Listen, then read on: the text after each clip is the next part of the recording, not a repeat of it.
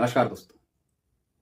आज हम ऐसे टॉपिक पर बात करने वाले हैं जिसके बारे में शायद ही हमारे इंडिया में ज्यादातर लोगों को पता होगा, मतलब बैंकिंग सिस्टम के बारे में। इंडिया का बैंकिंग सिस्टम दो मेजर पार्ट में डिवाइडेड है। एक शेड्यूल बैंक्स और second non schedule banks. Schedule bank वो बैंक होते हैं जो आरबीआई एक्ट 1934 से सेकंड शेड्यूल में खुद लिस्टेड होते हैं, और non schedule banks second schedule में लिस्ट नहीं होते।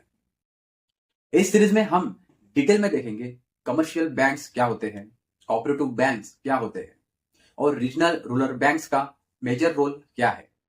सो welcome back to the banking timeline. तो ये आरबीआई एक्ट का सेकंड शेड्यूल क्या होता है, ये भी समझना आपको बहुत जरूरी है। तो दोस्तों, आरबीआई एक्ट 1934 के अंदर एक लिस्ट बनाई गई जिसे बोला जाता है सेकंड शेड्यूल। इस लिस्ट में सिर्फ उन्हीं बैंक का नाम होता है, आरबीआई के रूल फॉलो करते हैं, सही कैपिटल रखते हैं, सेफ बैंकिंग प्रैक्टिस मेंटेन करते हैं। ऐसे बैंक को बोला जाता है शेड्यूल बैंक। आरबीआई को शेड्यूल बनाने की जरूरत क्या पड़ी, काम तो वैसे भी चल सकता था। लेकिन आरबीआई ने सेकंड शेड्यूल इसलिए बनाया ताकि देश के बैंकिंग सिस्टम को सिक्योर, स्टेबल और ऑर्गेनाइज रखा जा सके।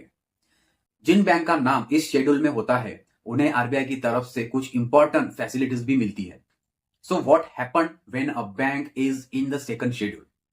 जब कोई बैंक सेकंड शेड्यूल में आ जाता है तो वो ऑफिशियली शेड्यूल बैंक कहलाता है।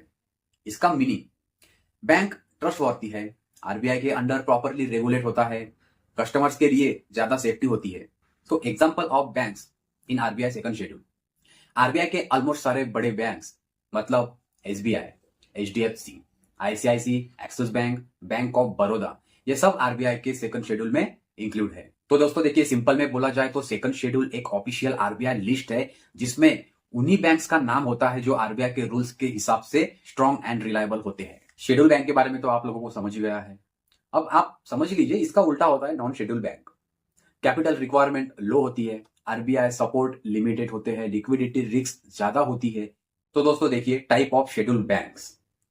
सो शेड्यूल बैंक्स के फर्दर टू टाइप आते हैं। एक आते हैं कमर्शियल बैंक्स, सेकंड आता है कोऑपरेटिव बैंक्स।